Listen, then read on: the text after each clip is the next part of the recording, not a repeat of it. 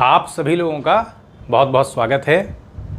America के दार्शनिक हैं चार्ल्स सैंडर्स पर्स, उनके बारे में आज विश्वास के बारे में उन्होंने जो विचार अपने रखे हैं कि विश्वास का स्वरूप क्या होता है, विश्वास की स्थापना कैसे होती है, विश्वास की जो विधियां उन्होंने दी हैं कि दृढ़ता की विधि है, आधिकारिकता विधि है, प्रागनुभविक विधि है, वैज्ञानिक विधि है। तो विश्वास के बारे में इसलिए क्योंकि हमारे जीवन में विश्वास का एक मूल्य होता है। बहुत सारे लोग कहीं ना कहीं विश्वास से जुड़े होते हैं। तो अमेरिका के जो दार्शनिक हैं जिन्होंने क्रियावाद की स्थापना किया था, उसके बाद विलियम जेम्स ने उसको और आगे उसको पल्लवित करने का प्रयास किया, उसमें सफल भी रहे। तो चार्ल्स सैंडर्स पर्स की जो विचारधारा विश्वास के बारे में है, तो ये आपके सामने अभी इन बिंदुओं के आधार पर स्पष्ट करने की कोशिश होगी, ताकि थोड़ा सा एक अलग भी वीडियो आपके सामने आए। यूट्यूब के अंदर भी अलग अलग वीडियो होते हैं, तो मेरी कोशिश ये रहती है कि आपके सामने कोई ऐसी चीज़ रखी जाए जिससे इंसान को थोड़ा जानकारी भी हो और थोड़ा सा अलग भी हो, क्योंकि इस तरह के वीडियो जल्दी उपलब्ध नहीं होते हैं। तो देखिए, विश्वास का स्वरूप है वो चार्ल्स सैंडर्स पर्स बताते हैं कि विश्वास का जो स्वरूप होता है तो उसके लिए वो 3 लक्षण देते हैं। और विश्वास के बारे में तो हम जानते हैं कि एक प्रकार से माना जाता है कि विश्वास जो है वो एक मानसिक अवस्था है, यानी मन से ही विश्वास का जन्म होता है। तो सैंडर्स इस बात को नहीं मानते हैं। यानी कुछ लोग जो कहते हैं कि विश्वास एक मानसिक धारणा है और विश्वास के आधार पर ही हम क्रिया करते हैं, तो पर्स इसको नहीं मानते हैं। वो कहते हैं कि होता यह है कि विश्वास जो है वो क्रिया के आधार पर निर्मित होता है, और इसको लेकर के इन्होंने प्रमाण भी दिया है कि किस तरह से हम अनुभव के आधार पर लगातार प्रयोग करते हैं। प्रयोग एक प्रकार की क्रिया होती है और फिर उन अनुभवों के आधार पर हम विश्वास को इस्टेब्लिश करते हैं। तो जो परंपरागत विचारधारा विश्वास के बारे में हो, तो उसको सीधी सी बात है कि वो उसको तोड़ने का भी प्रयास करते हैं। तो विश्वास के स्वरूप के बारे में बताते हैं कि विश्वास का अगर हम देखें तो वो एक मानसिक अवस्था नहीं, यानी मन के माध्यम से विश्वास जो पैदा होता है, परंपरागत विचारधारा है, उसको नहीं मानते, उसको क्रिया के आधार पर मानते हैं कि जब हम क्रिया करते हैं तब कोई विश्वास पैदा होता है। फिर वो बताते हैं कि जो विश्वास का स्वरूप है उसके बारे में 3 वो लक्षण देते हैं। 2 लक्षणों को काट देते हैं, 1 लक्षण को वो स्वीकार करते हैं। पहला उसका लक्षण देते हैं कि विश्वास जो है जिसकी हमें जानकारी होती है। फिर बताते हैं कि विश्वास संदेह को दूर करता है। फिर तीसरा वो लक्षण देते हैं कि विश्वास जो है वो एक हिसाब से कहा जाए कि किसी क्रिया से संबंधित होता है, जो हमारी किसी आदत या हमारी किसी नियम का वो परिचायक होता है। यानी वो क्रिया से संबंधित होता है जो हमारी किसी आदत को बताता है या हमारे किसी नियम को जो है वो बताता है, उसको इंगित करता है। तो पहला जो लक्षण देते हैं कि ये जिसकी हमें जानकारी होती है, तो बताते हैं कि विश्वास की जो जानकारी होती है वो एक आदतन होती है, बस एक आदत हो जाती है।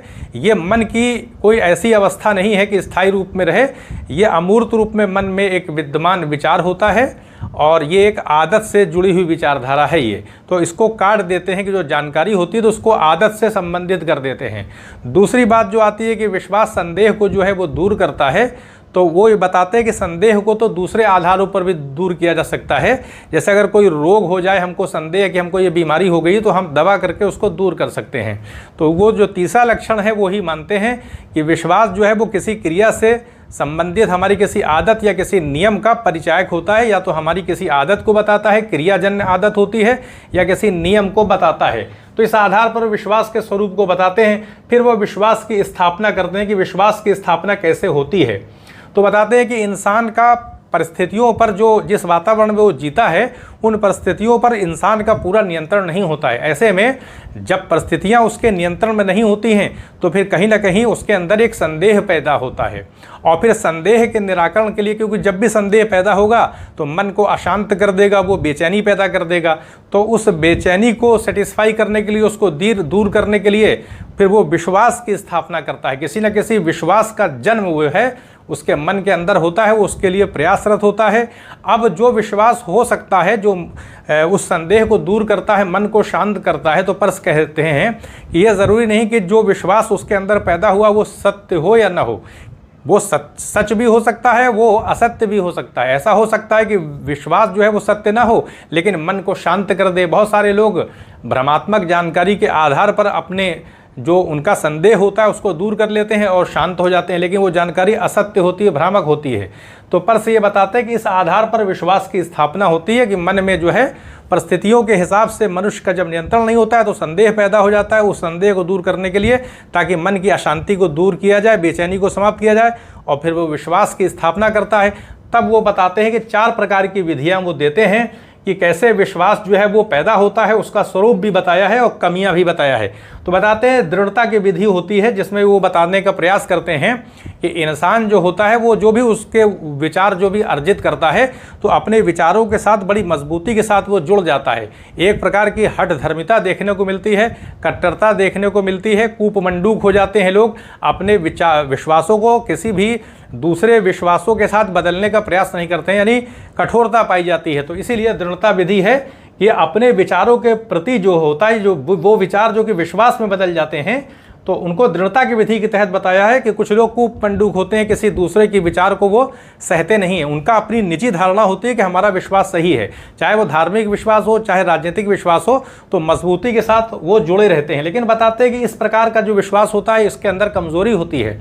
कमजोरी होती है क्योंकि व्यक्तिगत धारणा होती है, एक प्रकार से हम अपने विचार में मजबूती के साथ खड़े रहते हैं, लेकिन जब समाज के दूसरे लोग उस विचारधारा पर आरोपण करते हैं, आक्षेप लगाते हैं, उसकी आलोचना करते हैं, तो समय के साथ फिर इंसान की जो दृढ़ता होती है वो कहीं ना कहीं टूट जाती है। और इंसान बाद में जा कर के फिर आलोचना किए जाने पर, जब बहुत सारे लोग आलोचना करते रहते हैं, तो फिर वो विश्वास जो है वो टूट जाता है। तो एक बात ये बताई, दृढ़ता की विधि की कमजोरी बताया।